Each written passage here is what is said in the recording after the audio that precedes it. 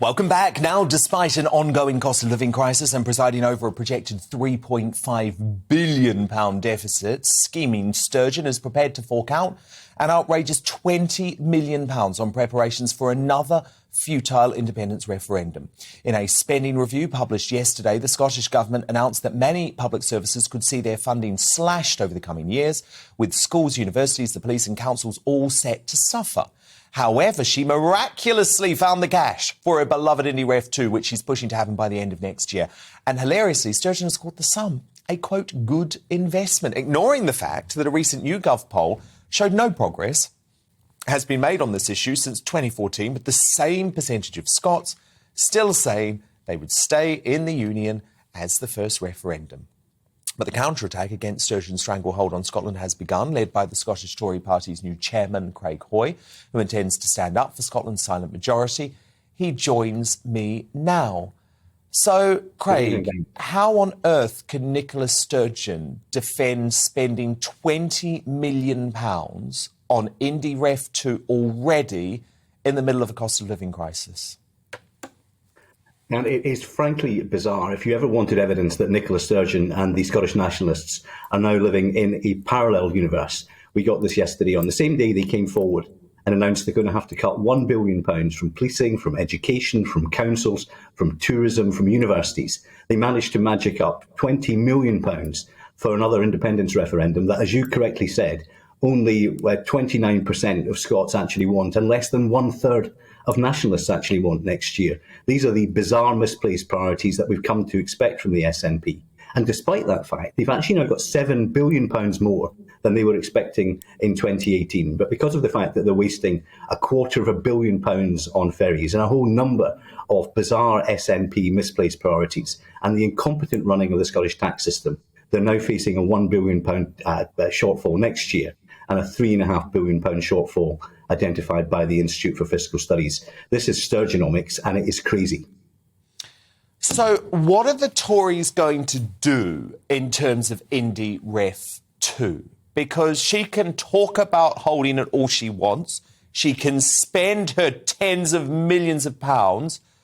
But presumably, you're in government in Westminster, you're going to say, we're not recognising this result. Exactly. These are not the people's priorities. We said last time around, quite clearly, we said that it was a once-in-a-lifetime generation, a once-in-a-lifetime poll. That's what they said. Well, they said had it in yeah. 2014. Yeah, they had it in 2014. We accepted the terms of that referendum on the basis that it was once in a generation.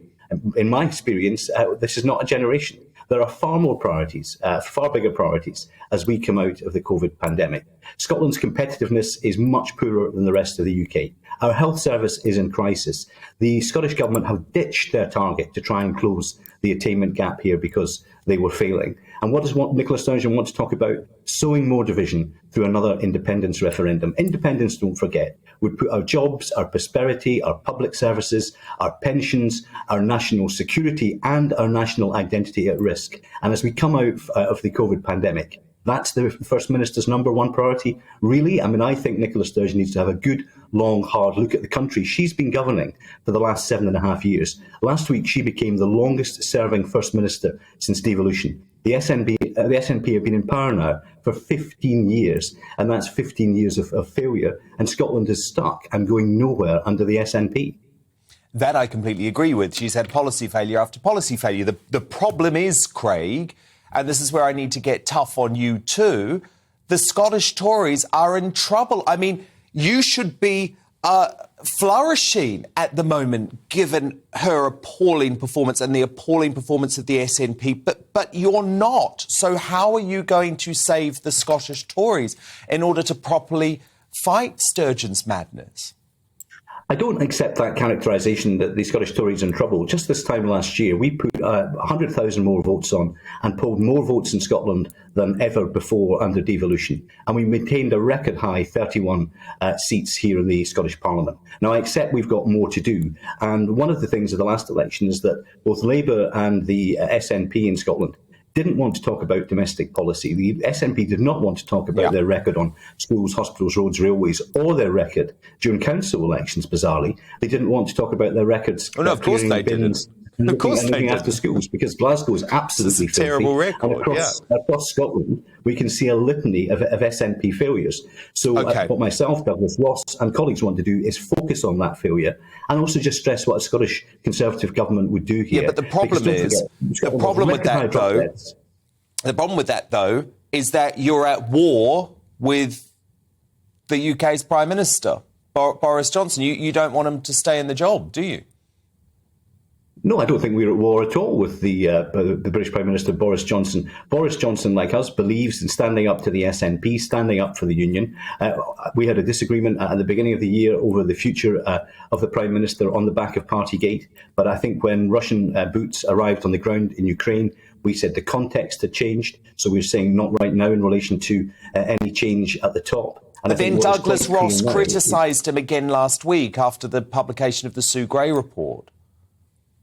Yeah, I mean, I think people in Scotland are very, very angry at what they've seen coming out of Downing Street. It was an issue in the local elections here in Scotland, in the same way I think it is an issue across the rest of the UK. And I just hope that now that obviously the fines have been issued, the Sue Gray report has come out, and that the Sue Gray report was, don't forget, critical of the actions of many of those inside Number 10. But are you going to back Boris? Is the Scottish Conservative Party going to back Boris? Because right now it feels like you're not backing the Prime Minister. And the problem for me with that is that it looks like a divided party.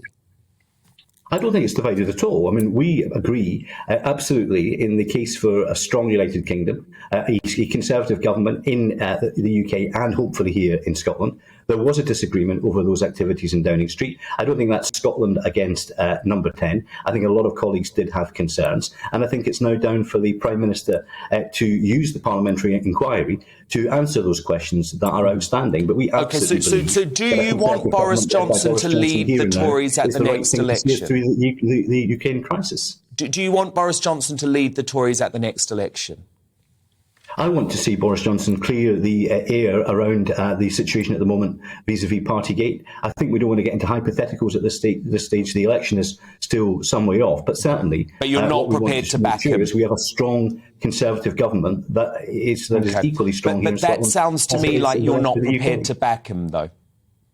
It's not that I'm not prepared to back him. I just think presently we just need to clear up a few of these issues that are still around Partygate, and also make sure that this parliamentary inquiry finally brings closure. Because I think, Dan, so you are reserving the right to call for Boris Johnson to go. Going away. We need to get closure. We need to draw a line under this issue. Well, I agree with that. But that's why I think the most powerful thing the Scottish Conservatives could do is to back Boris and just say, we're moving on from Partygate, it's over. But it sounds to me like you're doing, you're reserving your right, essentially, to renew calls for Boris Johnson to go in a few weeks' time. No, I think what we're doing is we're saying we want to get closure. We want to get the final questions answered. We want the Prime Minister to account for those questions that are still unanswered. And the best way to do that is for a parliamentary inquiry at Westminster, not a Scottish parliamentary inquiry. This is not a matter I'm so sick of these inquiries. But we just make sure that we get to a point, and I think you said this earlier, where we're not talking about Partygate anymore. I'm sick of it. I'm sick of it, Craig. It's like we've been speaking about Partygate for 6 months. I just feel like we've been speaking about Partygate for 6 months.